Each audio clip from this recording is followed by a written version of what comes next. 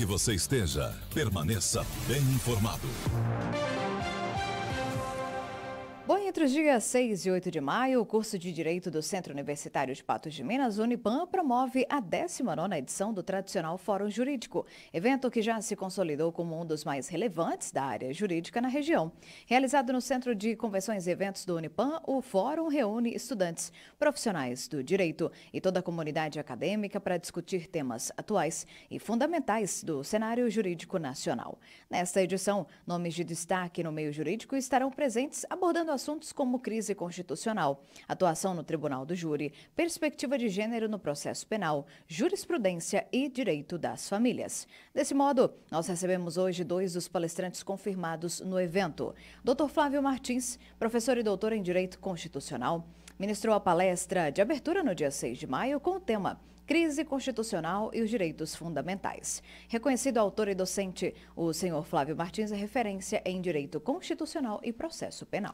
Também recebemos hoje, Sabrina Souza, a doutora Florence Rosa, advogada criminalista e professora de Direito Processual Penal, que será a palestrante de hoje, dia 7 de maio, com o tema Atuação no Tribunal do Júri. Doutora Florence Rosa atua diretamente em plenários do júri e é conhecida pelo domínio técnico e didático ao tratar do processo penal.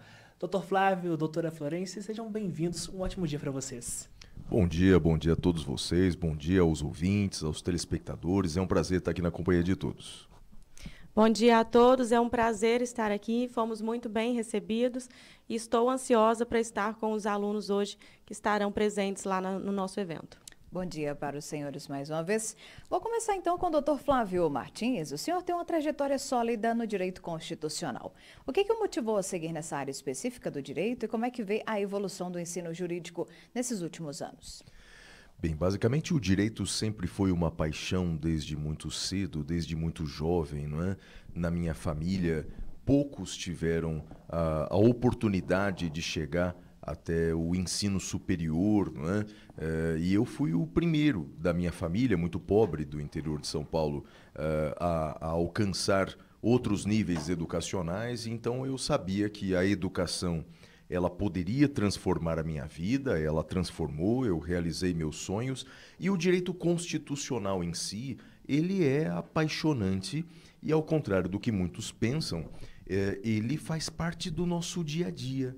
Hoje eu tenho certeza aí que raras são as semanas, por exemplo, em que vocês não noticiam algo sobre o STF, ou sobre a democracia, ou sobre a sucessão de poder, ou sobre a prefeitura, ou seja, tudo isso, né, essas relações do poder com a sociedade, tudo isso decorre do direito constitucional, tudo isso é limitado pelo direito constitucional.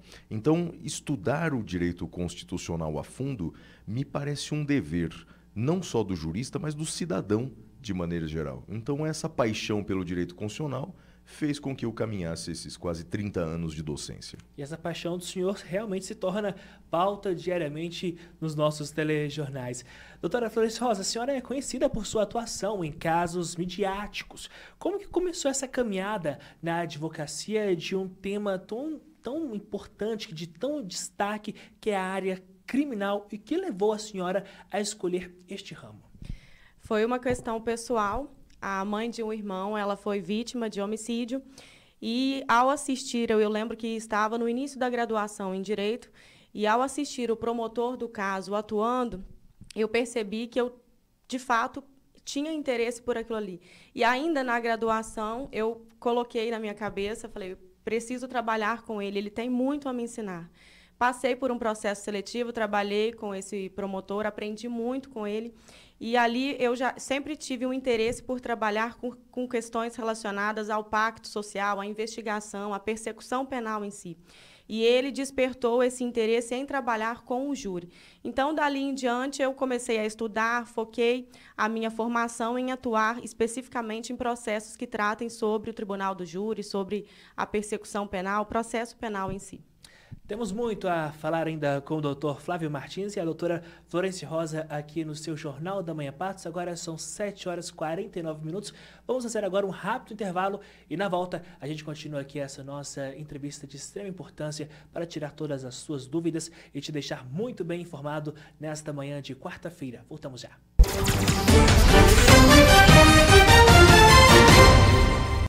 Bom, e nós continuamos a nossa conversa com dois grandes nomes do cenário jurídico nacional. O senhor advogado Flávio Martins, e também especialista em direito constitucional, e a senhora doutora Florence Rosa, advogada criminalista. E eu já puxo aí a nossa próxima pergunta para a doutora Florence. Poderia compartilhar conosco algum caso assim marcante que tenha atuado e que tenha deixado aí um impacto pessoal ou profissional significativo? Alguns casos, e especialmente um caso no Espírito Santo, no interior do Espírito Santo, do estado do Espírito Santo. Esse caso me marcou porque, geralmente, quando nós começamos a atuar em alguns processos, nós acabamos, infelizmente, presenciando muitas violações ao processo penal, às garantias, e isso o professor Flávio certamente fala muito melhor que eu, mas violações claras à produção probatória, direitos e garantias fundamentais. E esse caso, nós fomos contratados às vésperas do plenário, era um caso que tratava sobre a morte, o homicídio de 2 crianças, e o réu já estava praticamente condenado em razão da influência midiática, que distorceu ao longo de 5 anos, salvo engano, informações que sequer existiam no processo. E eu lembro que vários pontos tratados por mim, depois de estudar, e envolvia várias perícias, vários pontos tratados por mim durante a sessão plenária, apesar disso, o acusado foi condenado, mas um fato que me chamou a atenção foi, ao final desse julgamento, o magistrado vir falar comigo e falar: doutora, a senhora me convenceu de que era um crime de homicídio e outros conexos, mas a senhora me convenceu de que, de fato, alguns crimes tratados aqui não aconteceram. E nós percebemos ali justamente a falha do Estado, né, em produzir uma prova que, de fato, poderia comprovar ali a existência ou não daqueles crimes, mas a influência da mídia acabou, infelizmente, resultando na condenação desse cliente. São vários os fatores, né, que acabam influenciando diversos setores, diversos casos. Por exemplo, doutor Flávio, eu não posso deixar de te perguntar e pedir a análise do senhor, porque o senhor acredita que o atual Supremo Tribunal Federal tem contribuído ou agravado a crise institucional no Brasil? Bem, eu acho que nem tudo é tão simples, nem tudo é branco, nem tudo é preto, há muito cinza nas coisas, não é? Então, o Supremo, ao longo de sua história, e até mesmo a sua história recente, ele contribuiu para alguns fatores. Vamos dar um exemplo. Hoje, no Brasil, se não fosse a atuação do STF nos últimos 20 anos, a união de pessoas do mesmo sexo, ela não seria permitida. Não existe uma lei que autorize a união de pessoas do mesmo sexo. Isso não seria considerado família se deixássemos nas mãos do legislador. Quem decidiu que 2 pessoas do mesmo sexo podem formar uma família é o STF. Então, nesse ponto, parabéns ao STF. Mas, de outro lado, o STF tem proferido decisões que não contribuem para a harmonia entre os poderes. Por exemplo, eu tenho dito, inclusive disse na palestra de ontem, que tenho a plena convicção de que a condenação que vem sendo feita pelo STF de pipoqueiros e sorveteiros e outras pessoas envolvidas no episódio do dia 8 de janeiro, essas condenações elas são nulas, porque não deveriam ter sido feitas no STF, originariamente no STF. Porque o grande problema é que essas pessoas ali condenadas não têm o direito de recorrer. E o direito de recorrer é um direito fundamental garantido a todos nós. Então, portanto, veja, respondendo objetivamente a sua pergunta, há algumas condutas do STF que merecem aplausos, mas há outras condutas que não merecem, e numa democracia temos que elogiar e criticar as instituições. Doutor, por que o STF tem tomado essa vertente de trazer, então, essas decisões, esses julgamentos, sem que caiba, então, esse processo para que a pessoa possa recorrer? Não, sempre a gente encontra argumentos jurídicos para fazer isso, né? O STF encontra 2 argumentos jurídicos. Ele encontra uma norma do seu regimento interno que afirma que os crimes que ocorrem nas dependências do STF são julgados pelo STF, e tem um argumento previsto no Código de Processo Penal de 1941, que os processos devem ser reunidos numa só instância. Então, esses são os dois argumentos legais, não é?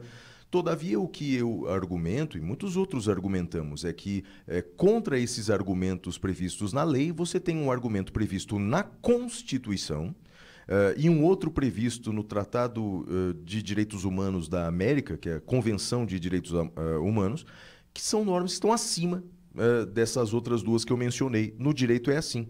Então, portanto, no direito você tem normas superiores e normas inferiores. Então, o Supremo, ele usou argumentos legais para decidir, todavia, no nosso entender, argumentos incorretos para decidir. Excelente. Doutora Florence, o que muda em sua preparação quando está prestes a atuar em um júri com forte repercussão midiática? Eu até falava sobre isso um pouco mais cedo. Nós temos alguns instrumentos no Código de 41. Um deles seria, por exemplo, o desaforamento para tratar justamente a influência que a mídia pode causar na sociedade local. Só que, em alguns casos, essa repercussão é nacional. E perceba que não há um instrumento legal até o momento, para que nós possamos, de fato, proteger o nosso cliente, o devido processo legal, as garantias dele em relação a essa influência. Então, nós tentamos, de alguma forma, e às vezes usando a própria mídia, que é quem inicialmente difunde essas informações distorcidas, para esclarecer pontos cruciais. Não é um instrumento legal, mas atualmente é um instrumento, uma das formas que nós temos também de refutar, de combater esse enviesamento causado nos jurados que já chegam ali para a sessão plenária com uma pré-concepção e uma concepção. E isso é muito ruim, porque nós já chegamos no plenário praticamente com o nosso cliente condenado nesses casos de repercussão.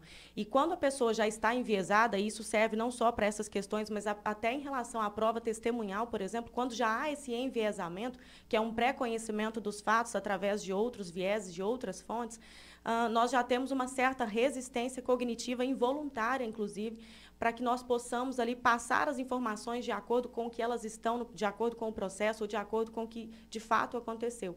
Então, a nossa preparação começa desde usar a própria mídia em nosso favor e, durante a sessão plenária, trazer argumentos processuais e provas que estão no processo para esclarecer esses pontos tratados de forma distorcida ou totalmente contrária ao que existe no processo, ao que foi apurado na investigação ao longo da persecução. Agora são 7 horas e 59 minutos, tenho que fazer um rápido intervalo, mas antes de irmos para o intervalo, doutor Flávio e também doutora Florence, pegando justamente este gancho dos casos que ganham repercussão midiática e ganham também um grande apelo popular. Qual é a forma de trabalhar na defesa daquela pessoa para que tente-se converter aquilo? Porque muitas das vezes esse caso midiático acaba ganhando repercussão pelo apelo popular das pessoas próximas envolvidas. Fiquem à vontade. Professor, o que eu disse, é complicado porque o instrumento que nós temos no Código de Processo Penal é o desaforamento. Só que quando essa repercussão é nacional, ela extrapola os limites do município, que é o que há a previsão no Código de Processo Penal atualmente, nós não temos meios legais que sirvam, de fato, para aquela finalidade. Então, a gente tenta usar a mídia, canais de informação, redes sociais, documentários, enfim, para, de alguma forma, esclarecer para aquela sociedade, para a sociedade que julgará aquele caso, informações cruciais ao resultado, ao deslinde do julgamento. Então, a doutora Florence e o doutor Flávio continuam conosco aqui no Jornal da Manhã Patos. A gente faz uma breve pausa e voltamos em instantes para mais um bloco com eles.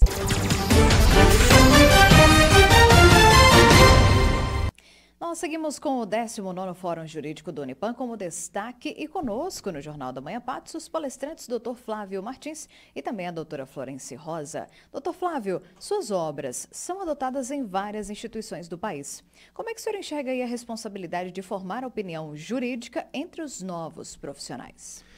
É uma baita responsabilidade e também, por ser essa responsabilidade, é uma honra muito grande, não é? Então, a possibilidade aí de ter a minha obra sendo estudada por tantas e tantas universidades, não é? Pelos estudantes, isso é muito importante na medida em que, de alguma maneira, você contribui para a formação daquele estudante. Então, as suas ideias podem encontrar eco no seio de estudantes e famílias. Por isso essa responsabilidade nos traz o dever de mostrar para o estudante todas as formas de pensar, todas as formas, não apenas uma forma maniqueísta, não apenas uma forma única, mas para permitir que ele tenha as visões possíveis e encontre, na opinião dele, qual a visão mais adequada, qual a interpretação mais correta e uma maneira também de ver o direito de uma forma transformadora. Ou seja, porque o direito não é apenas uma ciência isolada, uma ciência desconectada da sociedade. O direito ele existe para fazer o bem, para fazer justiça. Então, a nossa intenção é que o estudante de direito, lendo nossas obras, nossas ideias, ele tenha essa mesma vontade de ser um bom profissional para fazer justiça. Doutor Flávio, eu quero aproveitar o gancho e já questionar o senhor sobre o seguinte. Muitas pessoas falam que o direito, as leis, elas são interpretativas. O senhor concorda com isso? Na verdade, tudo nessa vida é interpretativa. Quantas vezes você não recebe ali uma frase qualquer e fica refletindo, mas o que será que essa pessoa quis dizer com isso? Na realidade, tudo merece, tudo cabe interpretação. Que, na verdade, algumas observações, algumas leis, algumas normas cedem menos a espaços interpretativos e outros cedem a um pouco mais de espaços que permitem a interpretação. Mas o direito, sim, o direito é interpretativo, mas tudo é. Um médico que pega um laudo médico, ele também vai ter que interpretar aqueles dados. Então, isso não é um mal por si só. O problema do direito não é merecer interpretação. O problema é alguns intérpretes, né, que não estão dispostos a olhar todos os lados da realidade. Quando você tem um intérprete que já sabe o resultado da sua interpretação antes de ler o texto, o problema não está com a lei, o problema está com o intérprete. Bom, e agora a gente fala um pouquinho sobre o 19º Fórum Jurídico do Unipam. Doutora Florence, que contribuição que a senhora espera deixar aí para os estudantes do Unipam com a palestra sobre o Tribunal do Júri? Eu acho que uma das influências é especialmente em relação às acadêmicas, né? As moças. Eu lembro que quando eu estava na faculdade, por mais que houvesse algumas mulheres na advocacia de destaque, Patrícia Vanzolini, cito uma delas aqui, existiam poucas. Hoje, felizmente, nós temos mais e espero, de alguma forma, impactar não só as meninas, mas especialmente as meninas também, para que percebam que existem mulheres de destaque no direito e na advocacia, principalmente. Então, um dos meus objetivos é esse, é mostrar para elas que é possível, sim, termos mulheres, referências e com atuações técnicas e excepcionais, como temos aí grandes nomes masculinos no direito. Então, acontece a palestra da senhora hoje no Centro de Convenções e Eventos do Unipam. Deixa eu aqui agradecer ao coordenador do curso de Direito do Unipam, professor Alexandre Máximo. Doutor, muito obrigado pela disponibilidade em trazer todos aqui com a gente. As portas da Jovem Pan sempre estarão abertas para o senhor, para o Unipam, para todos. Doutora Florence, doutor Flávio, um prazer imenso tê-los aqui conosco no Jornal da Manhã Patos. Espero reencontrá-los em breve para falarmos sobre muitos outros assuntos. Muito obrigado, doutor. Aproveita e deixa aí também o convite, né, para o pessoal participar hoje da palestra. Agradeço a vocês pela oportunidade de estarmos aqui e espero todos os acadêmicos para tratarmos sobre pontos importantes relacionados ao Tribunal do Júri, que é fundamental também, inclusive uma garantia constitucional do acusado ser julgado por seus pares. Então, trataremos sobre os pontos relevantes e específicos do Tribunal do Júri hoje. Doutor, muito obrigado. Eu que agradeço a todos vocês, apresentadores, a vocês, ouvintes e telespectadores da Jovem Pan e a toda a população patense. Foi um prazer muito grande estar aqui em Patos de Minas mais uma vez. Prazer é nosso em recebê-lo.